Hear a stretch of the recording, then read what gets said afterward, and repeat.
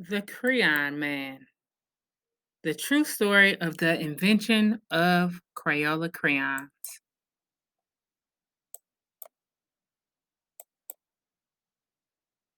Once there was a man who saw color everywhere. He noticed the yellow orange petals of the black eyed Susans in his garden. He marveled at the rich scarlet red tones, the cardinal's feathers. He admired the deep blue green waves of the sea. Color made him really, really happy. But all day long at work, all he saw was black. Black dust, black tar, black smoke, black ink, black dye, black shoe polish. His company sold carbon black, a new kind of pigment or colored substance made from the soot of burning oil and natural gas. People used it in painting inks, electric street light lamps, and stove and shoe polish. It also made rubber car tires last much longer. His name was Edwin Benny, and he was an inventor. He worked with his cousin C. Harold Smith. Together, they were Benny and Smith. Harold was a great salesman. He loved to travel the world. Edwin was curious. He had a knack for listening and making what people needed. Edwin invented a new kind of inexpensive slate pencil that wrote very smoothly. It was gray. Children loved it. He invented a kind of chalk that wasn't dusty and didn't crumble. It was white. Teachers loved it.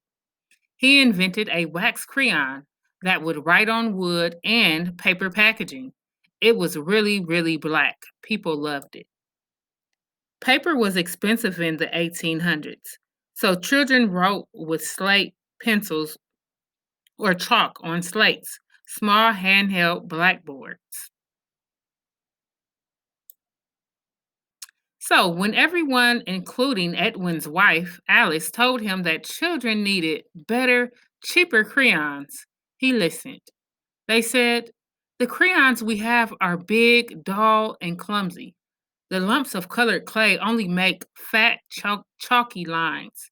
And the artist's crayons from Europe are far too expensive. They crumble and break easily.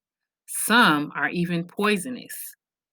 Alice used to be a school teacher, so she knew what children needed. She encouraged Edwin to invent crayons. Edwin thought about his company's inventions. When you draw a picture with their gray slate pencil, it rubbed off at the drop of a hat. When you drew a picture with their white chalk, it smudged everywhere. If you drew a picture with Edwin's new, really black crayon, it was, well, really black. None of these inventions was any good for drawing in color.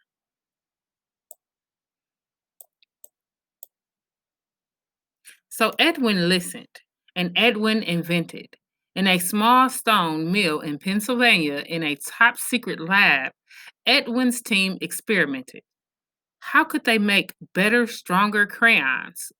Melted paraffin wax? Perhaps. The first crayons invented in Europe were made from a mixture of charcoal and oil, so they broke easily. To make stronger crayons, Edwin tried using wax instead. Now, for the crayon colors, grinding up rocks and materials into fine powders. Mixing, slate for gray, earth for yellow, red and brown, perhaps. Oh, yes, and lapis for blue. Pounding, sifting, and heating the colored powders. Would they be bright enough? Edwin's team kept on trying. They kept on experimenting. Ground up rocks and minerals make bright pigments for crayons, iron for red, yellow for oxide,